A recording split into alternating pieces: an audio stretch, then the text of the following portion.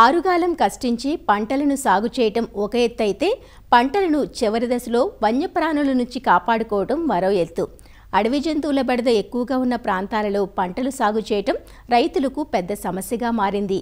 కొన్ని ప్రాంతాలలో పొలాల చుట్టూ చీరలు కట్టడం, డప్పులు వాయించడం, శబ్దాలు చేయటం, కాపలా పెట్టడం చేసి కొంతవరకు కాపాడుకున్నా పూర్తి స్థాయి ఫలితాలు దక్కడం లేదు. ఇలాంటి సమస్యలకు ఖేతీ సురక్ష పేరుతో పంటల రక్షణ కోసం సరికొత్త పరికరాన్ని శాస్త్రవేత్తలు అభివృద్ధి చేయగా సంగారెడ్డి జిల్లా జహీరాబాద్ డిడిఎస్ కృషి విజ్ఞాన కేంద్రం వారు రైతులకు అందుబాటులోకి తెచ్చారు. రకరకాల శబ్దాలు చేసే ఈ పరికరాన్ని జొన్న చేలో ఏర్పాటు చేసిన రైతు ఈ పరికరం పనితీరు పట్ల సంతోషం వ్యక్తం చేస్తున్నారు. మాకు పందుల వల్ల చాలా నష్టం అవుతుండే. మా పంటలు అవి చేనులో జొన్న పెట్టాను కానీ శనగ పెట్టాను, మనము కొర్ర అవి ఇవి పెడితే ఇబ్బంది పడితే కేవీకోళ్ళకి చెప్తే వీళ్ళ సోలార్ ఇచ్చారు సార్. నైట్లో ఉండకున్నా ఈ సోలార్ సౌండ్ చేస్తున్నది, స్పెన్సింగ్ ఇచ్చారు వాళ్ళు.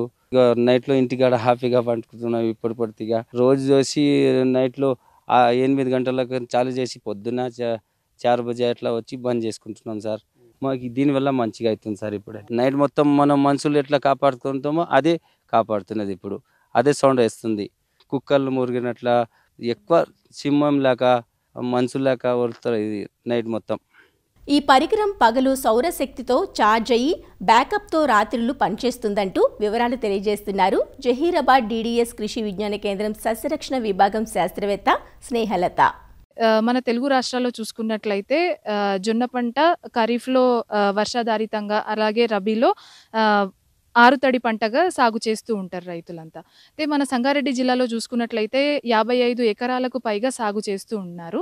అయితే ప్రస్తుతం ఏంటంటే ఈ ఒక టెక్నాలజీ అంటే మాకు కేవీకే నుండి ఫ్రంట్ లైన్ డెమాన్స్ట్రేషన్స్ అనేవి చేయడం జరుగుతుంది. అయితే రైతులంతా కూడా ఒక 2 సంవత్సరాల కిందట మాకు పందుల నుంచి, తర్వాత కుందేళ్ల నుండి, నెమలిల నుంచి, జింకల నుండి ప్రాబ్లం అంటే ఉందని మాకు ఇతరితర పంటలలో నమోదయ్యిందనమాట. దాని ద్వారా ఏంటంటే ఈ జైరాబాద్ తాండా ఏరియాస్లో ఎక్కువ మటుకు ఈ జొన్న పంటలు, తర్వాత శనగ, సిరిశెనగ, వేరుశెనగలు, ఇట్లాంటి రాగి పంటలు, కొర్ర పంటలు అనేవి ఎక్కువగా వేస్తుంటారు. ఈ పంటలకి ఇంకెక్కువగా నష్టం చేకూరుస్తున్నాయి అన్నమాట. దీని ద్వారా రైతు దాదాపు 60 నుంచి 80% నష్టం అనేది చూస్తున్నారు. ఏదైనా ఒక ప్రయోగం చేయాలి అని ఉద్దేశంతో మేము professor Jayashankar Telangana state agriculture university వాళ్ళ దగ్గరికి ఈ ప్రాబ్లం అడ్రస్ చేసినప్పుడు మాకు బయో ఎకౌస్టిక్స్ అనే ఒక యంత్రం అనేది తయారు చేయడం జరిగిందనమాట అక్కడ. సో అది తీసుకొచ్చి మేము రైతుల పొలాల్లో పెట్టడం జరిగింది. అయితే ఈ బయో ఎకౌస్టిక్స్ ఏంటంటే దీంట్లో రకరకాల సౌండ్స్ అంటే జంతువుల గర్జనలు, సింహపు గర్జనలు, తర్వాత పులి గర్జనలు, తర్వాత మనుషులు అరిచేది, ఒక పందిని ఒక జంతువు పట్టుకుంటే వచ్చే సౌండ్స్ ఏవైతే ఉంటాయో ఇలా రకరకాల గర్జనలు అనేవి దీంట్లో నింపి పెట్టడం అనేది జరిగిందనమాట. ఇదంతా కూడా సోలార్ అంటే మన సన్లైట్తోనే వర్క్ చేస్తూ ఉంటుంది. ఇంకోటి ఏంటంటే శాటిలైట్ త్రూ సిగ్నల్స్ తీసుకొని పని చేస్తూ ఉంటుంది. పొద్దునంతా కూడా సన్లైట్ని అంటే ఏదైతే ఎనర్జీ ఉంటుందో అదంతా కన్జర్వ్ చేసుకొని తర్వాత సాయంత్రం 6 నుంచి పొద్దున 6 వరకు ఇది చాలు చేసినట్లయితే ఖచ్చితంగా 12 గంటలు సరిగా పనిచేస్తూ ఉంటుంది అనమాట.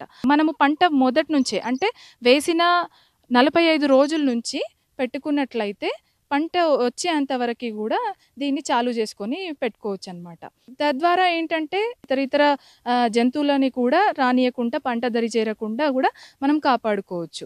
బయో ఎకౌస్టిక్స్ అనేది ఏదైతే ఇన్స్టాల్ చేశామో ఈ పంటలో ఇప్పుడు మీరు చూస్తున్నారు కదా, ఇదే పంట పోయిన 2 సంవత్సరాలు పందుల బారిన పడి దాదాపు రైతు 50 నుంచి 60% నష్టం చూశాడనమాట.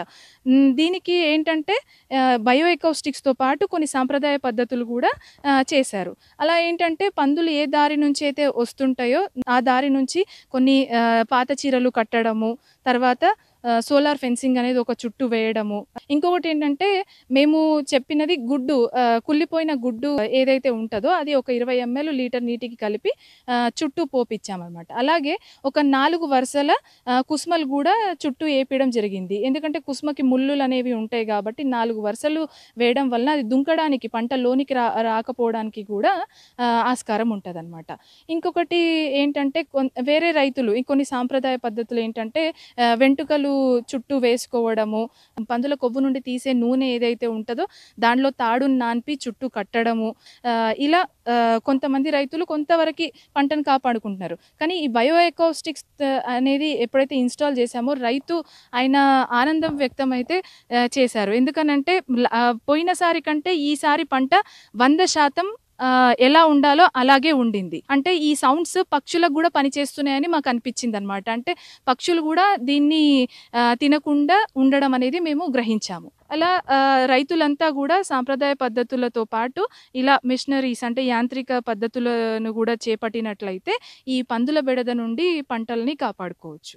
ప్రస్తుతం అయితే ఇది పీజేటీఎస్ఐయు వాళ్ళ దగ్గర నుండి తీసుకున్నాము. కొంత ఏరియా మటుకి మాత్రమే కొన్ని కేవీకేస్ నుంచి ట్రయల్స్ అనేవి జరుగుతున్నాయి. తర్వాత ఇది రేటు కూడా తగ్గిపోవచ్చు. అంటే ప్రస్తుతం అయితే దీని రేటు 20 నుంచి 25,000 వరకు ఉంది. మెల్లమెల్లగా ఇది 20,000కి 19,000కి 15,000కి కూడా కావచ్చు అనమాట.